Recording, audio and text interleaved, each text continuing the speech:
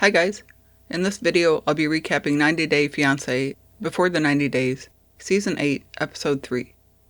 If you haven't yet, please see my last two videos, where I covered Episode 2 in two parts. You can find links to those videos up above, or in my playlist for Season 8. If you're interested in recaps of reality shows like 90 Day Fiancé and Love is Blind, please like, comment, and subscribe. We'll start with Rick and Trisha. After their night of passion, they wake up and talk about how great it was. In Trisha's confessional, she says they had schmecks 2 times last night, and she was surprised with how good he was and how much stamina he has for his age. She says she wants to show Rick around the area. She first takes him to a local market, and later they go to a scenic spot and stop to see some musicians. Rick starts dancing, and she's like, "You don't know how to dance," and shows him how it's done. In his interview, he says he knows how to tap dance, but he's never seen this style of dance before. He says Trisha's an amazing dancer, and every minute he's starting to fall more in love with her, but he says it's important to be completely transparent with each other. They sit down, and Rick says he wants to talk about what she was doing the 5 days she ghosted him. She tells him that her ex got robbed and blamed her. Then her brother got into an accident and hurt someone on her scooter, so now they're paying that person's food and medical bills. Rick asks why she didn't tell him that. He says he'd call her and text her, and he thought she was with someone else. She says she didn't want to talk to anyone because she was nervous. He says he's not just anyone, and she says she hadn't met him yet and was worried he'd judge her if he knew and would think she just wants money. She admits it was wrong, but says it's different now because he's there and she can share everything in her life with him. She asks if he's okay, and he says yes and thanks her for the explanation. In his interview, he says what she told him before wasn't adding up, but face to face, he can see the truth in her eyes, and he feels guilty for not trusting her. He says she was going through all these things, and instead of trusting her, he made the biggest mistake of his life. During those 5 days, he says he talked to his ex from Colombia, and she told him she missed him, so he booked a trip and spent a week with her. Even though Trisha started talking to him again, at the time, he believed she cheated on him. A producer asks him if he and his ex had schmecks, and he admits that yes, they did, multiple times a day, every day. He knows he needs to tell Trisha, but is scared she won't forgive him for this. I think it's tragic that Rick committed that indiscretion during the ghosting incident. I can see Trisha's reasoning to an extent, and feel sorry for both of them that Rick made the decision he did. I still think it's odd that Trisha couldn't just pick up the phone and tell him she's going through something, and that she'll get back to him later. But at least right now I believe her. It will be interesting to see how she handles the news of what he did, which we'll likely see in the next episode. This week they introduce us to Lisa, who's 52 and from Pennsylvania. She's driving with her daughter Faith, and says she needs to pick up some protection for her upcoming trip to meet her boyfriend Daniel. She says at least she's taking precautions. Faith says it makes sense to do this, since Lisa said Daniel's a playboy. Lisa clarifies that she said a lot of women seem to like him, and Faith says, "No, you said he used to play the field a lot," and they start to argue about the definition of a playboy.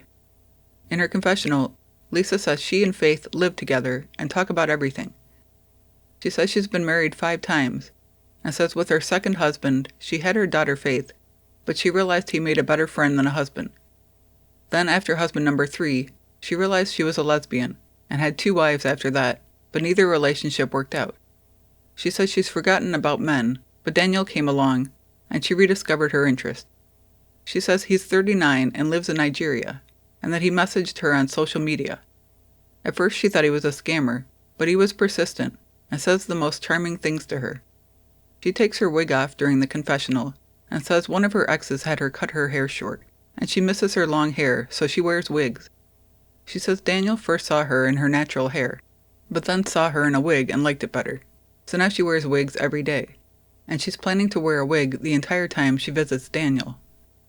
In Faith's confessional, she says growing up with her mom was a roller coaster. Her mom falls in love very quickly and has been through a lot of relationships. They've moved a lot, and Faith says she's been to 15 different schools. In Lisa's confessional, she says she's had video schmecks with Daniel, but is freaked out about being with a man for the first time in so long. She says Daniel doesn't know she was a lesbian for 21 years. Recently, she wanted to test the waters, so she told him in the past she'd had a fling with a woman, and Daniel told her this goes against his religion and that he found it disgusting. She says she plans to tell him in person about her past life as a lesbian, because she's not ashamed of who she is. But she's terrified to tell him because of how he responded to the fling. She's worried he'll say it's a mistake, and she'll be left heartbroken. Hi guys, just a reminder to please like, comment, and subscribe. Thanks! Lisa and Faith are at a restaurant with Lisa's friend Juno. They're trying to catch shrimp in their mouths that the producer/chef throws. Juno misses one and says the shrimp hit her in the eye. After seeing this dangerous game, Lisa immediately says, "Let me try," and she actually catches one. This seems like a lawsuit waiting to happen. And how do people not mess up their clothes when they miss a flying shrimp? And wouldn't food sometimes hit other restaurant patrons as it sails through the room? In her confessional, Lisa says she's leaving for Nigeria to meet Daniel for the first time in a few days. She says Juno is her best friend and knows what she's been through in her past relationships, and says Juno's supportive about Daniel. Lisa tells them she hopes this is her happily ever after. Faith argues that her mom says this every time. Lisa says Daniel talks so nice to her, and Faith says that's part of the love bombing, and she's worried this is a romance scam. She says scammers go for single older women who are looking for someone to give them compliments. Faith says Lisa sent Daniel money and asks, is that not part of a romance scam? In her confessional, Lisa says even though she lives paycheck to paycheck, she sends Daniel money every 2 weeks. She says he works in construction and makes little money, and she gives him money for food, clothes, and electricity. She says he's come straight out and asked for money a couple times, but she gives him money because she wants to know he's safe and secure. Faith says in the first 2 months, Lisa sent $2,000, and she asks how much more it is now, and Lisa says she's not sure. Faith asks how Daniel got by before she was helping him. Lisa says lately he's been sick and missed work due to malaria. In her interview, Faith says they've been having hard times financially, and that her mom borrows from Juno a lot, and is in so much debt, and it puts her on edge. Faith asks how much in debt her mom is, and that she hates that she's still borrowing money. Lisa says it's not as much as it used to be. In her confessional, Juno says Daniel seems like a nice person, and makes Lisa happy. She's given Lisa money to send to him, as well as money for the visa to go to Nigeria. She does have concerns, because if he's scamming Lisa, he's also scamming her. Faith says there's no point in her trying.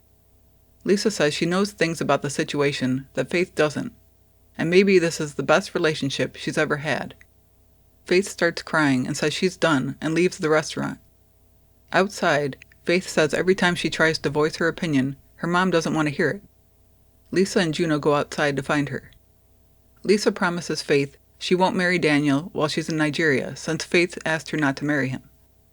Faith tells her if she breaks this promise again, but Lisa cuts her off and says she wouldn't do that because that would be toxic.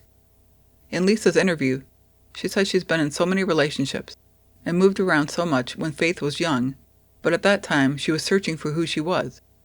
Now she's matured and wants her forever relationship, and says Faith doesn't see that yet. Lisa tells Faith she's just going there to see if they're compatible, and that she is listening to Faith's concerns. They hug and she says Faith is a good daughter, and she's sorry for what she put her through. Lisa says she knows Faith has had concerns with all the relationships she's had, but she thinks Daniel is different. She explains that he's a precious man who's very rare, and she'd be a fool not to go after him. To me, it does seem like Daniel is likely scamming Lisa. He's young and attractive, so he shouldn't have trouble finding someone closer to his age, and the fact that he outright asked her for money is concerning. That she's in serious debt and giving him money is really alarming. I feel a lot of empathy for Faith, and her frustration with seeing her mom repeat the pattern of getting into the wrong relationship so many times. I just hope Lisa gets her head on straight soon. Anyway, that's it for this video. Please let me know your thoughts in the comments, and thanks for watching.